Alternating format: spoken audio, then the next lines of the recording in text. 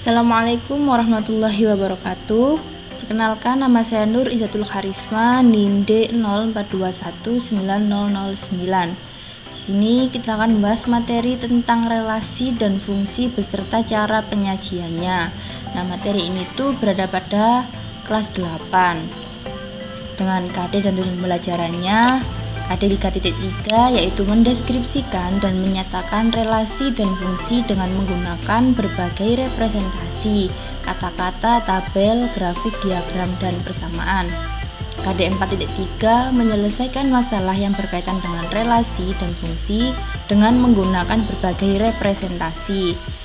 Kemudian tujuannya, yang pertama mendefinisikan relasi, yang kedua menyajikan suatu relasi dengan diagram panah, diagram kartesius, dan himpunan pasangan berurutan. Yang ketiga mendefinisikan fungsi, yang keempat menyajikan suatu fungsi dengan himpunan pasangan berurutan, diagram panah, persamaan fungsi, tabel, dan grafik. Yang kelima menentukan nilai suatu fungsi. Dan yang keenam, menyelesaikan masalah yang berkaitan dengan banyak relasi dan fungsi. Nah, apa yang akan kita pelajari? Yang akan kita pelajari ada dimana relasi kita akan belajar definisi dan bentuk penyajiannya. Kemudian fungsi kita akan belajar definisi, notasi fungsi, domain, kodomain, dan range.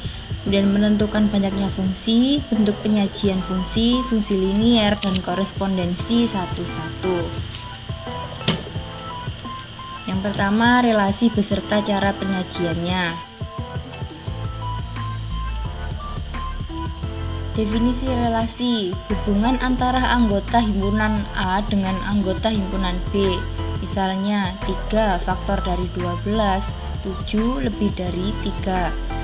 Nah, faktor dari dan lebih dari ini disebut dengan relasi atau disimbolkan dengan R.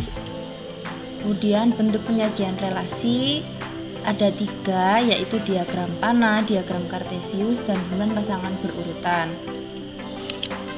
Perhatikan contoh tabel data pelajaran yang disukai siswa kelas 8. Di sini dimisalkan jika himpunan A-nya adalah nama siswa yaitu Abdul, Budi, Chandra, Dini, dan Elok. Kemudian himpunan B-nya adalah pelajaran yang disukai, ada matematika, IPA, IPS, kesenian, olahraga, keterampilan, dan bahasa Inggris. Pelajaran yang disukai adalah relasi yang menghubungkan himpunan A ke himpunan B. Nyatakan tabel tersebut dengan 3 cara penyajian relasi. Nah, cara penyajian yang pertama ada diagram panah. Bisa kalian lihat, diagram panah di bawah ini menunjukkan relasi pelajaran yang disukai dari himpunan A ke himpunan B. Dan anak panah menunjukkan anggota-anggota himpunan A yang berelasi dengan anggota-anggota tertentu pada himpunan B. Nah, anak panah ini menunjukkan relasi dari himpunan A ke himpunan B. Kita kembali ke tabel tadi.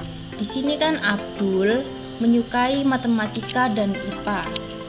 Jadi anak panahnya ini, anak panah Abdul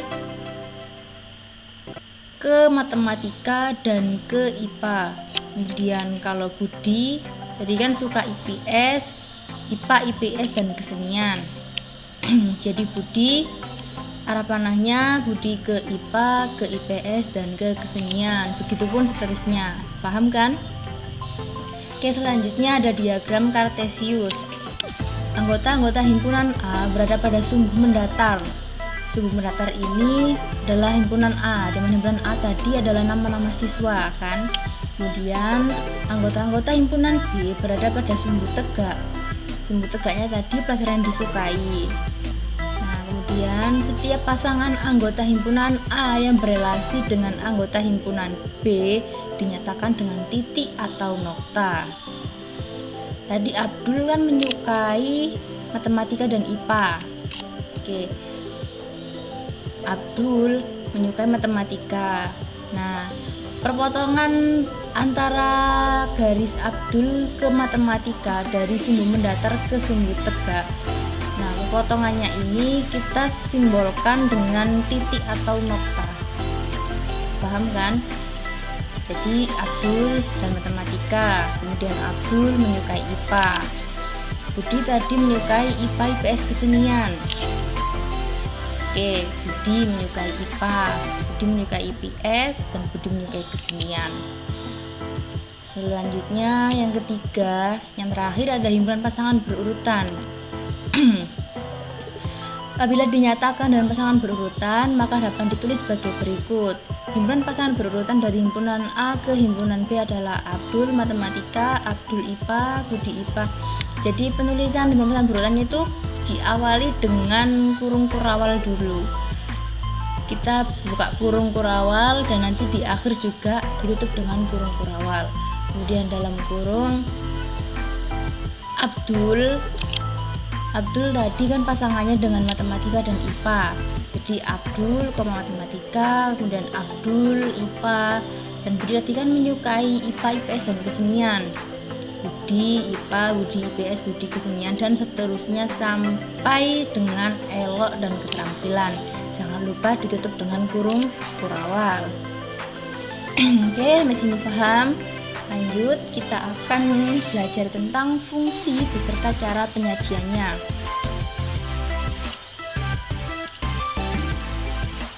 Yang pertama ada pengertian fungsi. Fungsi atau pemetaan adalah seluruh himpunan A memiliki pasangan dan tepat satu pasangan di B. Seluruh himpunan A memiliki pasangan dan tepat satu pasangan di B. Perlu kalian perhatikan. Nah, sini ada contoh himpunan A dan B. Dari definisi tadi kan seluruh himpunan A memiliki pasangan. Seluruh himpunan A memiliki pasangan semua kan ini. Kemudian tepat satu pasangan di B, pasangannya tepat satu, jadi dia pasangannya itu cuma satu, tidak boleh mendua. Oke, jadi Ade pasangannya dengan 42, Bobo 338, Caca dengan 38, dan Dimas dengan 40. Oke, jadi ini merupakan fungsi. Kalau misalkan Ade arah panahnya ke 42 dan ke 38, apakah termasuk fungsi? Bukan, karena fungsi itu harus setia, tidak boleh mendua. Misalnya himpunan orang dengan tanggal lahirnya, himpunan orang dengan ukuran sepatu, himpunan negara dengan ibu kota negara, dan lain-lain. Kemudian notasi fungsi, domain, kodomain, dan range. Fungsi dinotasikan dengan huruf kecil, biasanya F, G, atau H, dan seterusnya. Untuk memfungsi yaitu F, pemetaan X. F merupakan pemetaan X ke Fx, di mana X ini nanti adalah domainnya dan Fx adalah kodomainnya. Oke, biar lebih paham, saya beri contoh dan nanti kita akan bahas tentang domain, kodomain, dan range. Kemudian di sini disajikan contoh tadi. Contoh ini merupakan himpunan orang dengan ukuran sepatu. Jadi himpunan A-nya ini merupakan orangnya dan B adalah ukuran sepatunya. AD ukuran sepatunya 42, Bobo ukuran sepatunya 38, Caca ukuran sepatunya 38, dan Dimas ukuran sepatunya 40. 38, 40, dan 42 merupakan range atau daerah hasilnya. Sedangkan A, himpunan A ini adalah domain atau daerah asal, dan B adalah kodomain atau daerah kawan. Nah, kalian itu harus bisa membedakan antara kodomain dan range. Kalau kodomain itu seluruh himpunan B, seluruh himpunan B namanya kodomain. Kemudian kalau yang hasil dari anak panah, ini tadi kan anak panahnya ke 38, ke 40, dan ke 42. Nah, 38, 40, 42 merupakan range atau daerah hasilnya. Oke, sampai sini paham? Oke, lanjut. Nah, ada contoh. Himpunan A merupakan faktor dari himpunan B. Nah, himpunan A-nya terdiri dari 2, 3, 5, himpunan B-nya 3, 4, 5, 6. Pertanyaannya, apakah fungsi faktor dari ini merupakan fungsi atau pemetaan? Nah, di sini 2, arah panahnya ke 4 dan ke 6. Kemudian 3, arah panahnya ke 3 dan ke 6. 5, arah panahnya ke 5. Coba kan perhatikan baik-baik, apakah himpunan A ke himpunan B ini merupakan fungsi? Jawabannya adalah tidak. Oke, benar, jawabannya bukan fungsi. Kenapa bukan fungsi? Karena 2 di sini mendua. Dia ke 4 dan ke 6 juga. Kemudian 3 di sini juga mendua. 3 ini faktor dari 3 dan faktor dari 6. Yang tidak mendua hanya 5 pasangannya ke 5. Sehingga diketahui bahwa faktor himpunan A merupakan faktor dari B ini merupakan bukan fungsi atau pemetaan. Selanjutnya yaitu menentukan banyaknya fungsi atau pemetaan. Nah, banyaknya fungsi atau pemetaan dari himpunan A ke B adalah NB pangkat NA. A ini kan domain, B-nya adalah kodomain. Jika ditanyakan banyak fungsi dari himpunan A ke B, rumusnya kodomain pangkat domain. Awas keliru loh ya. Oke, selanjutnya diketahui himpunan A ada 1, 2, 3 dan anggota himpunan B-nya ada A dan B. Tentukan banyaknya pemetaan dari himpunan A ke B, banyaknya pemetaan dari himpunan B ke A. Himpunan A-nya tadi kan 1, 2, 3, maka NA atau jumlah A-nya adalah 3. 1, 2, 3. Kemudian himpunan B-nya anggotanya ada A dan B, sehingga jumlah NB-nya ada 2. Banyaknya pemetaan dari himpunan A ke B. Dari A ke B, kodomain pangkat domain, sehingga rumusnya NB pangkat NA. NB-nya berapa? 2, NA-nya 3. 2 pangkat 3, 2 kali 2 kali 2 kali 2, jawabannya adalah 8. Kemudian banyak pemetaan dari himpunan B ke A. Awas keliru, B ke A, kodomain pangkat domain, berarti NA pangkat NB. NA-nya 3, NB-nya 2. 3 pangkat 2 itu sama kayak 3 kali 3. 3 kali 3 jawabannya 9. Oke, lanjut cara penyajian fungsi. Ada 5.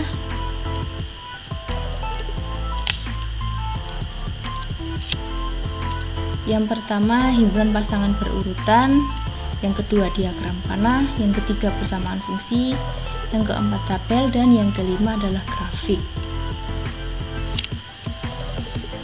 Langsung ke contoh, misalkan fungsi f dari himpunan P adalah 1, 2, 3, 4, 5, ke himpunan Q-nya 1, 2, 3, 4, 5, 6, 7, 8, 9, 10. Relasi yang didefinisikan adalah setengah kali dari. Nyatakan fungsi f tersebut dengan 5 bentuk penyajian fungsi. Yang pertama, himpunan pasangan berurutan. Sama seperti yang relasi tadi, diawali dengan kurung kurawal dan diakhiri juga dengan kurung kurawal. Namun, karena ini fungsi, pada sebelum kurung kurawalnya diberi dengan f yang melambangkan fungsi f. Kalau di sini fungsi f. Kalau misalkan pertanyaannya fungsi g, jadi di sini hurufnya adalah g sama dengan gitu ya. Kan tadi kan notasi fungsi kan hurufnya tidak hanya f saja, ada g, ada h, dan lain. Kemudian dari himpunan P, himpunan P-nya kan 1, 2, 3, 4, 5, sedangkan relasinya setengah kali dari.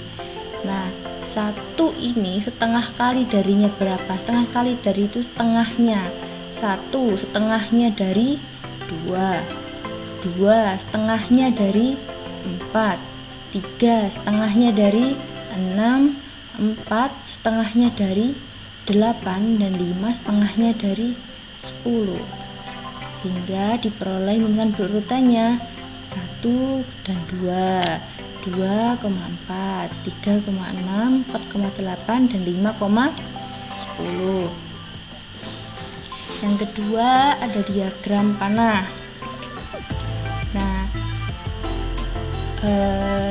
ini himpunan P-nya kita masukkan 1, 2, 3, 4, 5.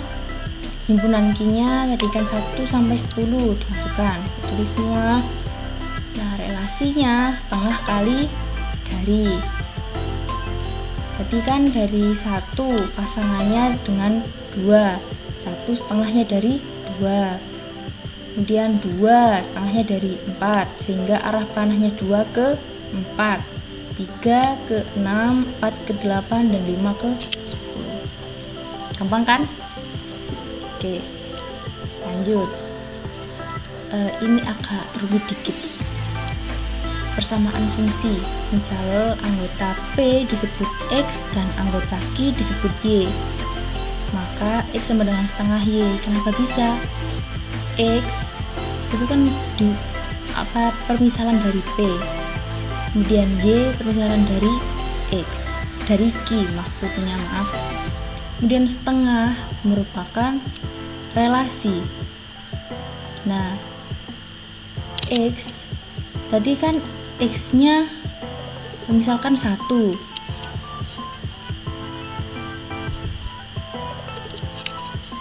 misalkan X nya di sini 1. Nah, 1 sama dengan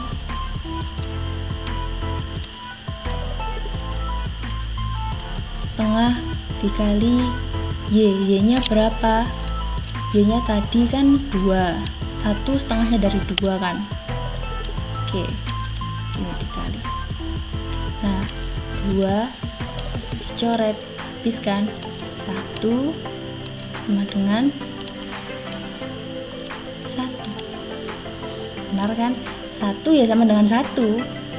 Kalaupun nanti kalian coba masukkan 2 dan 4, ya sama. 2 sama dengan setengah dikali 4. 4 dibagi 2 berapa? 4 dibagi 2 kan 2. 2 sama dengan 2. Oke, kayak gitu ya.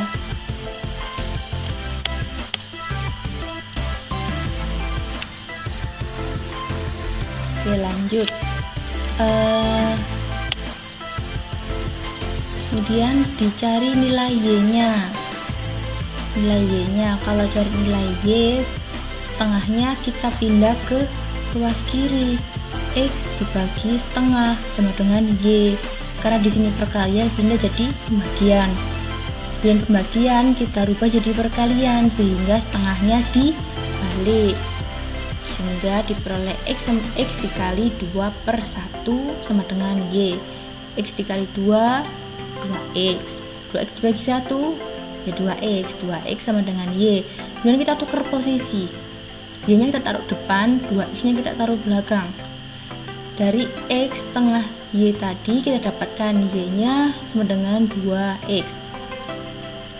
Nah, kemudian bentuk Y sama dengan 2X ini bisa ditulis dengan Fx sama dengan 2X.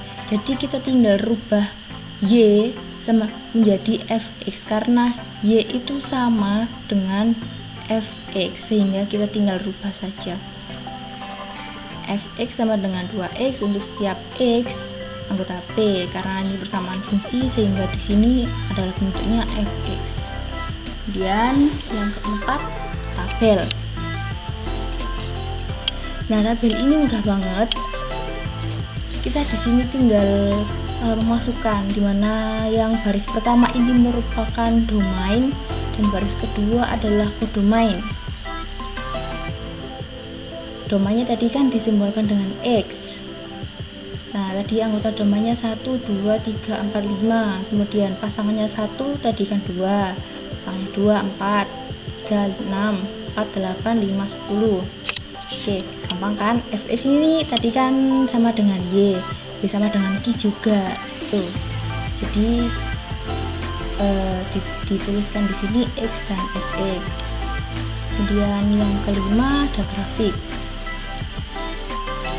Tadi kan di domainnya itu kita taruh di sumbu yang mendatar. Kemudian yang sumbu yang tegak adalah codomain. Diingat-ingat ya, kalau yang domain di sumbu mendatar, yang tegak adalah codomain. Domainnya tadi kan 1 dan 2. Satunya di sumbu mendatar, duanya di sumbu tegak. 1 ketemu dengan 2. Nah, perpotongan di sini kita kasih dengan titik atau nokta. Kita kasih nama di sini titik 1.